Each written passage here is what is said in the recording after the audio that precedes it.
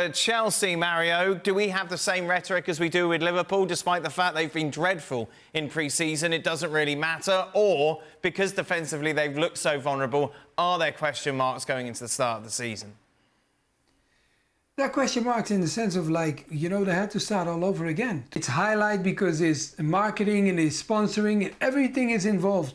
You will not have friendlies anymore. Like, we could, sometimes, I remember at Chelsea, we played against a team like Oxford. You understand, down the road, no one sees you, maybe we're terrible, but we could fix it. Nowadays, the time is finished. So if you don't fix your back line really quickly, the league starts really quick, and then things are going to be different. He wants to play a certain type of pressing. He wants to play a certain style of playing football. Some of the players don't even know each other. So the speed of the game, how he wants to play, that's the same with Gallagher, where Gallagher maybe didn't fit the way he was looking at football.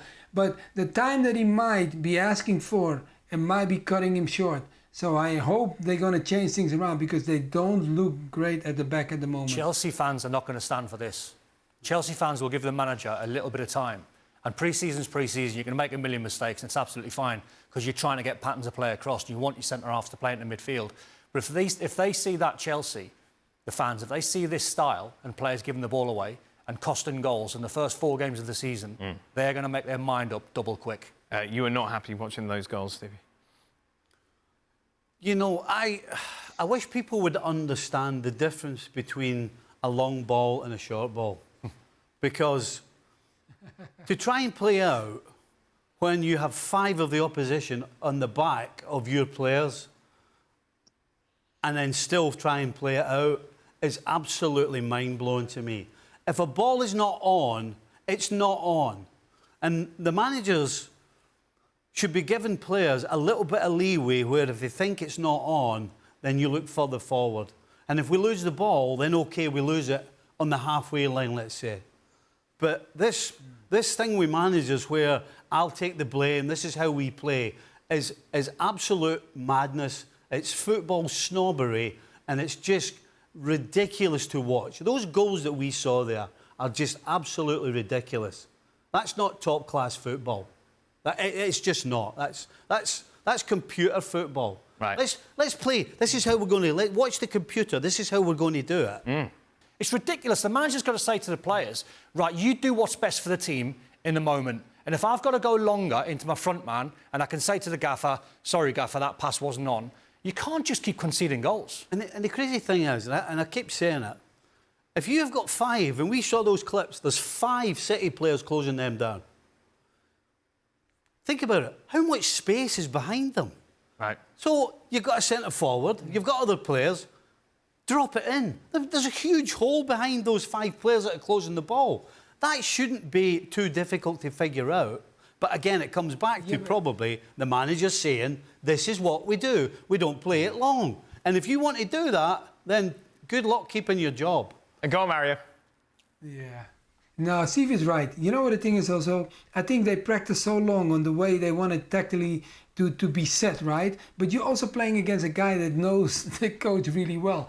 Pep knows it. He's going to play that game. You understand? He's going to press you hard. Why he's going to press you hard? Because you're not comfortable in playing the way you would like to play. You're still building your team. So why is Pep going to wait for you? He's going to press you so hard and make you feel uncomfortable and make you almost invite you. Sometimes you play the game and you invite someone to make a mistake. So sometimes you take maybe, like, if you have smart players, you back off a little bit and allow him to play the ball in the middle of the park, and then you press him down. And when you press him down, or you press to a certain side, and you see that they are not as comfortable. When you looked at last season also, I did not see Chelsea's side till the end of the last 4 or 5 games it was, I think, when the comfort was being built.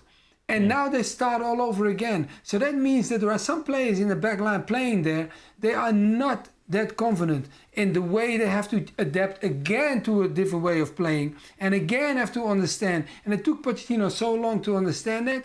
This journey, I said it. I said last season, I said, don't expect a lot. This season is going to be a tricky one again. And then the next season, the pressure is on. Why the pressure is on? Because you cannot afford not to play Champions League again. Now you got to play the big boys. And if you can't do that while you invest so much, and it's almost like sometimes I'm a little bit worried, because it makes me feel like Chelsea sometimes in the candy shop, you know, when you walk in and you see so many delicious candies and you just want to grab everything. Be careful because it might be biting you really hard.